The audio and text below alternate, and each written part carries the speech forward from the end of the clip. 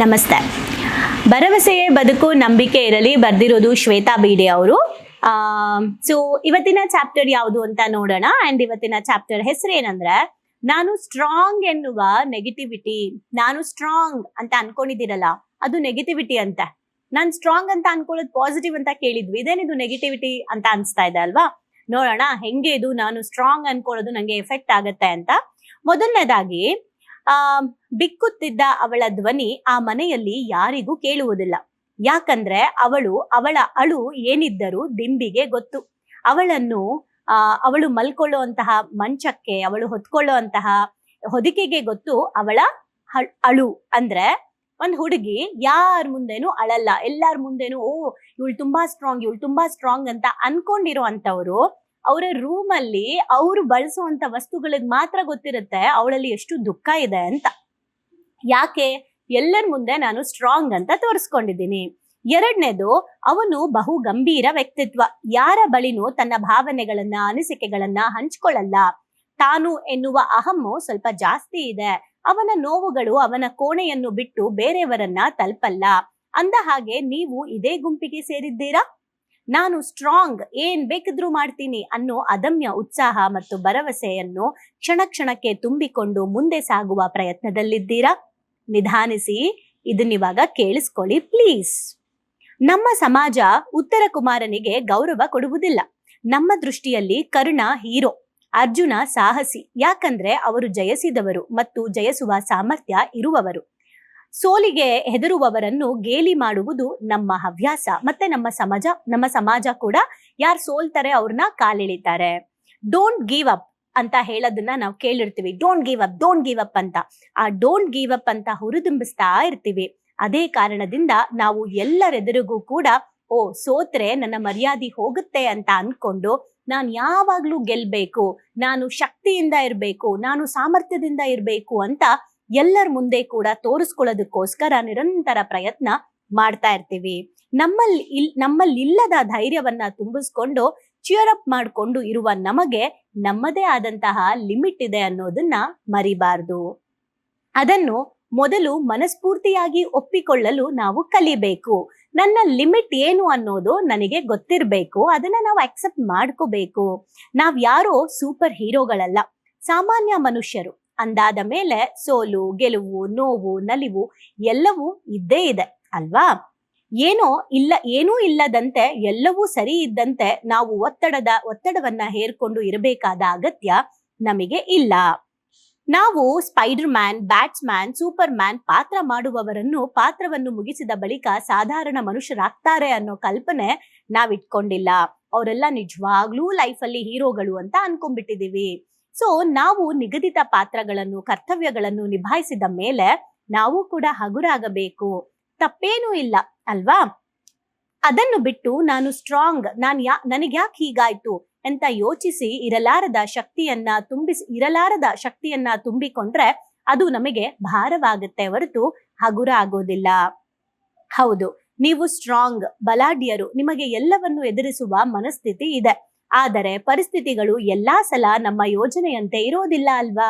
ಒಮ್ಮೆ ಕುಗ್ಗುವುದು, ಸೋಲುವುದು, ಒಪ್ಪಿಕೊಳ್ಳುವುದು, ಮಧ್ಯೆ ಯಾವಾಗಲಾದರೂ ಕುಸಿದು ಕೂರುವುದು ಎಲ್ಲವೂ ನಮ್ಮಲ್ಲಿ ಇರುತ್ತದೆ. ನಮ್ಮ ಬದುಕಿನಲ್ಲಿ ನಾವ್ ಯಾರನ್ನು ಒಪ್ಪಿಸಲೆಂದೇ ಬದುಕುವುದಲ್ಲ. ಇನ್ಯಾರದ್ದೋ ಕಣ್ಣಿನಲ್ಲಿ ನಾವು ಅದ್ಭುತ ಅಂತ ಅನ್ನಿಸ್ಕೊಳ್ಳೋಕ್ಕೋಸ್ಕರ ನಮ್ಮ ನೆಗೆಟಿವ್ ವಿಷಯಗಳನ್ನೆಲ್ಲ ಬದಿಗೊತ್ತಿ ಬದುಕೋದು ಬೇಕಿಲ್ಲ. ನಿಮ್ಮಿಂದ ಯಾವುದಾದರೂ ಕೆಲಸ ಮಾಡಕ್ ಆಗ್ತಿಲ್ಲ ಅಂತ ಆದ್ರೆ ಫೈನ್, ಅದನ್ನ ಹೇಳಿ. ನನ್ ಕೈಲಿದಾಗಲ್ಲ, ನಂಗಿದು ಭಯ ಅಂತ ಹೇಳಿ. ಅದನ್ನ ಬಿಟ್ಟು ನಾನೇ ಗಟ್ಟಿ ಎನ್ನುವ ಲೇಬಲ್ ಹಚ್ಚಿ ಎಲ್ಲವನ್ನು ಪಾಸಿಟಿವ್ ಆಗಿ ತೆಗೆದುಕೊಂಡು ಎಲ್ಲರ ಮುಂದೆ ಪ್ರದರ್ಶನ ಮಾಡಕ್ ಹೋಗ್ಬೇಡಿ. ಇಲ್ಲಿ ನಿಮ್ಮನ್ನು ಹಂಗಿಸುವವರು ಬಹಳ ಜನ ಸಿಗ್ತಾರೆ. ನಿಮ್ಮನ್ನು ಹೆಜ್ಜೆ ಹೆಜ್ಜೆಗೆ ವೀಕ್ ಅಂತ ನಿರೂಪಿಸಕ್ಕೆ ಕಾಯ್ತಾ ಇರ್ತಾರೆ. ಹೊರಗಡೆ ಬೇಡ, ನೀವು ಕೂಡ ಇದನ್ನೇ ತಾನೇ ಮಾಡ್ತಿದ್ದೀರಾ. ನಿಮಗೆ ಹಾಗೆ ಬರೀ ನೀವು ಮಾತ್ರ ಅಲ್ಲ, ನಿಮ್ಮ ಮನೆಯವರು ಕೂಡ ನೀವು ನೆಮ್ಮದಿಯಾಗಿ ನಿಮ್ಮನ್ನ ಸ್ಟ್ರಾಂಗ್ ಅಂತ ತೋರಿಸಿ ನೀವು ವೀಕೇ ಇಲ್ಲ ಅಂತ ಹೇಳಿ ನಿಮ್ಮ ಮೇಲೆ ಇನ್ನಷ್ಟು ಹೊರೆ ಹಾಕ್ತಾ ಇರ್ತಾರೆ. ನಮ್ಮಲ್ಲಿ ಎಲ್ರಿಗೂ ಕೂಡ ಗೆಲ್ಬೇಕು ಅನ್ನೋ ಅಂತಹ ಒಂದು ಆಸೆ ಇರುತ್ತೆ. ಆದ್ರೆ ಅದು ತಪ್ಪಲ್ಲ. ಆದ್ರೆ ಯಾವಾಗ ಆಗಲ್ಲ ಅಂತ ಬರುತ್ತೆ, ಅದನ್ನ ಒಪ್ಕೊಳ್ಳೋ ಅಂತಹ ಶಕ್ತಿ ಕೂಡ ಒಂದು ರೀತಿಯಾದಂತಹ ಬಲಾಢ್ಯರು ಮಾಡುವಂತ ಕೆಲಸ ಅದು ಅಂತಾನೆ ಹೇಳ್ಬೋದು. ನಾನು ಹೀಗೆ ಮಾಡಕ್ಕಾಗ್ತಾ ಇಲ್ಲ, ನಾನು ಹಾಗೆ ಬದುಕಕ್ಕಾಗ್ತಾ ಇಲ್ಲ ಅಂತ ಅನಗತ್ಯವಾದ ಗೆರೆಗಳನ್ನ ಎಳೆದ್ಕೊಂಡು ಮತ್ತೆ ಕುಗ್ಗೋದ್ರಿಂದ ನಾವು ದುರ್ಬಲ ಆಗ್ತೀವಿ. ಆಗ ಹೊರಗಿನವರಿಗೆ ಅಲ್ಲದೆ ನಿಮ್ಮೊಳಗೆ ನಿಮಗೂ ಕೂಡ ಮುಖವಾಡ ಹಾಕೊಂಡು ಬದುಕಬೇಕಾಗುತ್ತೆ. ಅದರಿಂದ ಸಿಗೋದು ನೆಗೆಟಿವಿಟಿಯ ನರಕವಷ್ಟೇ. ನಿಜವಾದ ಪಾಸಿಟಿವಿಟಿ ಯಾವುದು ಗೊತ್ತಾ? ಸೋಲನ್ನು ಗೆಲುವನ್ನು ಸಮಾನವಾಗಿ ಸ್ವೀಕರಿಸುವುದು, ಪೂರ್ವಗ್ರಹವಿಲ್ಲದೆ ಬದುಕನ್ನು ಆಸ್ವಾದಿಸುವುದು. ಯಾವುದೇ ಪ್ರೀ ಪ್ಲಾನ್ ಮಾಡ್ಕೊಂಡ್ಬಿಟ್ಟು ನಾವು ಹಿಂಗೇ ಇರ್ಬೇಕು ಅಂತ ಯಾವ ಎಕ್ಸ್ಪೆಕ್ಟೇಷನ್ಸು ಇಲ್ಲದೆ ಬಂದಿದ್ದನ್ನ ಆಕ್ಸೆಪ್ಟ್ ಮಾಡ್ಕೊಳ್ಳೋದು. ಒಂದು ಕೆಟ್ಟದರ ಹಿಂದೆ ಒಂದು ಒಳ್ಳೆಯ ಘಟನೆ ಇದೆ, ಹಾಗೆ ಅದ್ಭುತವಾದ ಪ್ರಭೆ ಬೀರುತ್ತೆ ಅಂತ ಕಾಯುವುದು ಮಾತ್ರವೇ. ಅನಗತ್ಯವಾಗಿ ಸ್ವಯಂ ಘೋಷಣೆ ಮಾಡ್ಕೊಂಡು ನಾನು ತುಂಬಾ ಪಾಸಿಟಿವ್ ಇರುವ ವ್ಯಕ್ತಿ, ಎಲ್ಲವನ್ನ ಮಾಡ್ಬಿಡ್ತೀನಿ ಅಂತ ತೋರಿಸ್ಕೊಳ್ತಾ ನಾವು ಒಂದಿನ ಕುಸಿಯೋದಲ್ಲ. ಬಂದಂತೆ ಬದುಕನ್ನ ಸ್ವೀಕರಿಸಿ ಬಲವೋ ಫಲವೋ ದೇವರಿಗೆ ಬಿಡಿ. ಯಾಕಂದ್ರೆ ನೀವು ಸ್ಟ್ರಾಂಗ್ ಅಲ್ವಾ ಅಂತ ಹೇಳ್ತಿದ್ದಾರೆ. ಇದ್ರಲ್ಲಿ ಎಷ್ಟು ಜನ ಏನ್ ತಿಳ್ಕೊಂಡ್ರಿ ಅನ್ನೋದನ್ನ ನೀವೇ ಅದನ್ನ ಇನ್ ಡೀಪ್ ಆಗಿ ನೋಡ್ಬೇಕು. ನನಗೇನಾಗ್ಬಿಟ್ಟಿತ್ತು ಅಂದ್ರೆ, ನಾನಂತಲ್ಲ, ತುಂಬಾ ಜನ ಯಾರೆಲ್ಲ ಸ್ವಲ್ಪ ಪಬ್ಲಿಕ್ ಫೀಲ್ಡ್ ಅಲ್ಲಿ ಇರ್ತೀರಾ, ಆಯ್ತಾ, ನೀವು ಯಾರೆಲ್ಲ ಪಬ್ಲಿಕ್ ಫೀಲ್ಡ್ ಅಲ್ಲಿ ಇದ್ದೀರಾ ಅವರು, ಆಮೇಲೆ ಟೀಚರ್ಗಳು, ಸ್ವಲ್ಪ ಉನ್ನತ ಹುದ್ದೆಯಲ್ಲಿ ಇರುವಂತ ಕೆಲವ್ರಿಗೆ ಏನಾಗುತ್ತೆ ಅಂದ್ರೆ, ನಾವು ವೀಕ್ ಅಂತ ತೋರಿಸ್ಕೋಬಾರ್ದು. ಸ್ಪೆಷಲಿ ಪೊಲೀಸ್ ಆಫೀಸರ್ಸ್ಗಳು, ಆರ್ಮಿ ಪರ್ಸನ್ಸ್ಗಳು, ಇವರೆಲ್ಲ ಹೇಗೆ ಅಂದ್ರೆ, ನಾನ್ ಸ್ಟ್ರಾಂಗ್, ನಾನು ಎಲ್ರ ಮುಂದೆ ವೀಕ್ ಅಂತ ತೋರಿಸ್ಕೋಬಾರ್ದು, ನೀವೇ ವೀಕ್ ಅನ್ಕೊಂಡ್ಬಿಟ್ರೆ ಅಂತ. ನನಗೆ ಸುಮಾರು 3 ವರ್ಷದ ಹಿಂದೆ ಒಬ್ರು ಕೌನ್ಸಿಲಿಂಗ್ ಬಂದಿದ್ರು. ಅವರು PhD ಹೋಲ್ಡರು ಅಂಡ್ ಡಾಕ್ಟರೇಟ್ ಆಗಿದೆ, ಅಂದ್ರೆ PhD ಹೋಲ್ಡರು, ಡಾಕ್ಟರೇಟ್ ಎಲ್ಲ ಓಕೆ. ಅಂಡ್ ಅವರು ಒಂದು ಪ್ರತಿಷ್ಠಿತ ಕಾಲೇಜಲ್ಲಿ HOD ಆಗಿದ್ದಾರೆ, ಎಲ್ಲ ಓಕೆ. ಬಟ್ ಅವ್ರು ಎಷ್ಟು ಡಿಪ್ರೆಷನ್ಗೆ ಹೋಗಿದ್ದಾರೆ ಅಂದ್ರೆ, ಜಸ್ಟ್ ಬಿಕಾಸ್ ಆಫ್ ನಾನು ಹೇಗೆ ಹೊರಗಡೆ ಇದ್ದೀನಿ ಆ ತರ ನಾನು ಒಳಗಡೆ ಇಲ್ಲ, ನಂಗೆ ನೋವಾಗ್ತಾ ಇದೆ ಅಂತ ಡಿಪ್ರೆಷನ್ಗೆ ಹೋಗಿದ್ದಾರೆ. ಯಾರ ಹತ್ರ ಹೇಳ್ಕೋಬೇಕು ಅಂತ ಗೊತ್ತಾಗ್ತಾ ಇಲ್ಲ. ಸೊ ಯೂಟ್ಯೂಬ್ ಅಲ್ಲಿ ನಿಮ್ಮನ್ನ ನೋಡ್ದೆ, ಒಂದ್ಸಲ ಕಾಂಟ್ಯಾಕ್ಟ್ ಮಾಡೋಣ ಅಂತ ಬಂದೆ.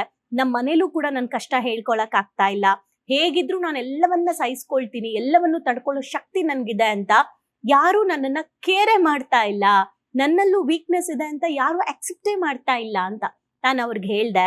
ಊರವರೆಲ್ಲ ನಿಮ್ಮಲ್ಲಿ ವೀಕ್ನೆಸ್ ಇದೆ ಅಂತ ನೋಡ್ತಾ ಇಲ್ಲ ಅಂತ ನೀವೇನ್ ಹೇಳ್ತಾ ಇದ್ದೀರಾ, ಅದನ್ನ ನೀವು ತೋರ್ಸಿಲ್ಲ ಹೌದಲ್ವಾ ಅಂತ ಕೇಳ್ದೆ. ಅವ್ರು ಸ್ವಲ್ಪ ಯೋಚನೆ ಮಾಡಿ ಒಂದೊಂದೇ ಕ್ವೆಶನ್ ಕೇಳಿದಾಗ ಹೌದು ಅಂತ ಹೇಳಿದ್ರು.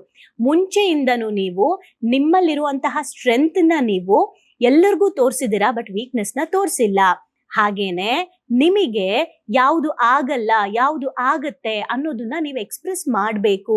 ಯಾವಾಗ್ಲೂ ನನ್ನನ್ನ ಹೀಗೆ ಟ್ರೀಟ್ ಮಾಡಬೇಡಿ, ನಾನು ಮನುಷ್ಯಳು ಅನ್ನೋದನ್ನ ನೀವು ಅರ್ಥ ಮಾಡಿಸ್ಬೇಕು ಅನ್ನೋದನ್ನ ಅವ್ರಿಗೂ ಹೇಳ್ದೆ. ಸೊ ಈ ತರ ಲೇಬಲ್ ಹಾಕೊಂಡು ನೀವೇನಾದ್ರೂ ಬದುಕ್ತಾ ಇದ್ರೆ ದಯವಿಟ್ಟು ಆ ಲೇಬಲ್ನ ತೆಗೆದ್ಬಿಡಿ. ಮಕ್ಕಳ ಮುಂದೆ ಆಗ್ಲಿ, ದೊಡ್ಡೋರ್ ಮುಂದೆ ಆಗ್ಲಿ, ನಾವ್ ಹತ್ಕೊಂಡು ನಾನ್ ವೀಕು, ನಾನ್ ತುಂಬಾ ದುಃಖ, ನಾನು ಒಂಟಿ ಅಂತ ನಿಮ್ ವೀಕ್ನೆಸ್ ತೋರಿಸಿ ಅಂತ ಹೇಳ್ತಿಲ್ಲ. ಬಟ್ ಯಾವಾಗ್ಲೂ ಸ್ಟ್ರಾಂಗ್ ಆಗಿ ಇರಕ್ಕಾಗಲ್ಲ, ನನ್ನಲ್ಲೂ ವೀಕ್ನೆಸ್ ಇದೆ ಅಂತ ಒಪ್ಕೊಳ್ಳೋದು ಕೂಡ ಸ್ಟ್ರೆಂತ್ ಅನ್ನೋದನ್ನ ಮರಿಬೇಡಿ ಅಂತ ಹೇಳ್ತಾ ಇದ್ದೀನಿ. ನಮ್ಮ ಮನೆಯಲ್ಲೇನೆ ಅವ್ರು ಹೇಳಿದ್ರಲ್ವಾ, ನಮ್ಮ ಮನೇಲೆ ಈ ತರ ಅನ್ಕೊಂಡ್ಬಿಡ್ತಾರೆ ಅಂತ.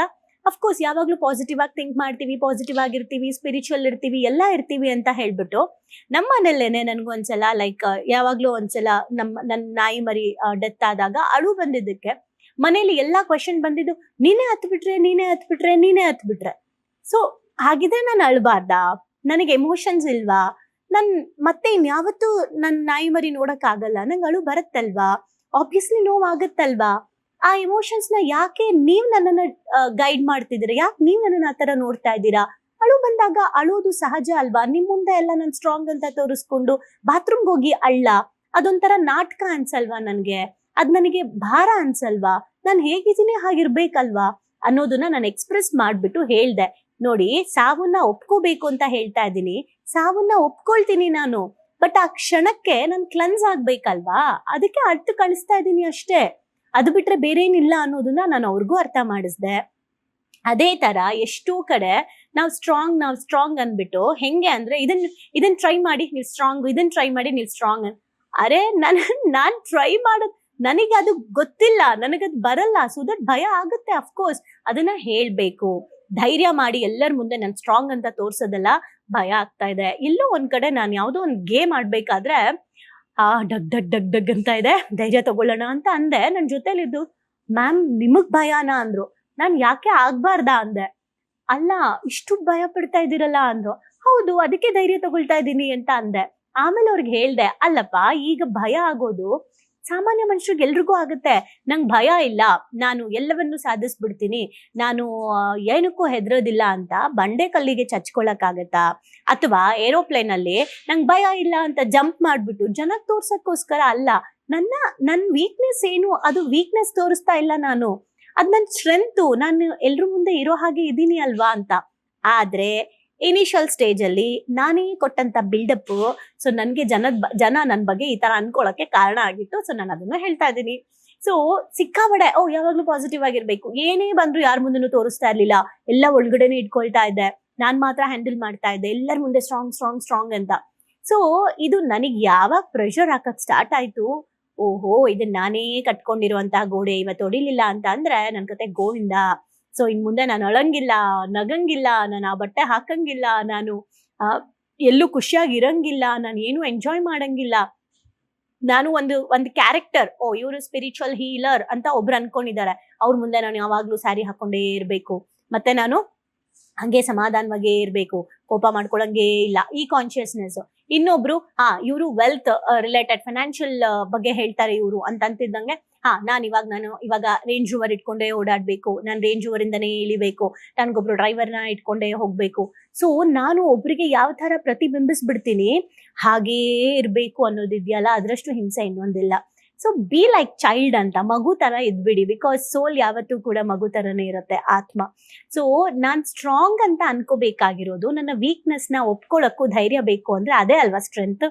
ಹಾಗಾಗಿ ನೀವು ಏನೋ ಒಂದ್ ಕಲಿತಾ ಇದ್ದೀರಾ, ಅಧ್ಯಾತ್ಮದಲ್ಲಿ ಇದ್ದೀರಾ ಅಂದ ತಕ್ಷಣ ನನಗೆ ಬ್ರಹ್ಮಜ್ಞಾನ ಬಂದ್ಬಿಟ್ಟಿದೆ, ನಾನು ಎಲ್ಲವನ್ನ ಹಂಗ್ ಮಾಡ್ತೀನಿ, ಈ ಭ್ರಮೆಗೆ ಹೋಗ್ಬೇಡಿ. ನಾವೆಲ್ಲರೂ ಸಾಮಾನ್ಯ ಮನುಷ್ಯರು ಅನ್ನೋದನ್ನ ಮರಿಬಾರ್ದು. ಹಾಗೆ ನಾವೆಲ್ಲರೂ ದೇವತಾ ಮನುಷ್ಯರು ಆಗೋದಕ್ಕೆ ಪ್ರಾಕ್ಟೀಸ್ ಮಾಡ್ತಾ ಮುಂದಕ್ಕೆ ಹೋಗೋಣ. ಅವನೇ ಕರ್ಕೋತಾನೆ, ಯಾವಾಗ ಬೇಕಾವಾಗ ಆ ಒಂದು ಎನರ್ಜಿಗೆ ಶಿಫ್ಟ್ ಮಾಡ್ತಾನೆ. ಅಂಡ್ ನಮ್ಮ ಅರ್ಹತೆ, ಯೋಗ್ಯತೆ ಎಲ್ಲವೂ ನೋಡಿ ಶಿಫ್ಟ್ ಮಾಡ್ತಾನೆ. ಆ ಹಂತಕ್ಕೆ ಹೋದಾಗ ಅವನೇ ಕರ್ಕೋತಾನೆ ನಮ್ಮನ್ನ. ಅವಾಗ ನಮಗೂ ಇದಕ್ಕೂ ಕನೆಕ್ಷನ್ ಇರೋದಿಲ್ಲ ಅಲ್ವಾ.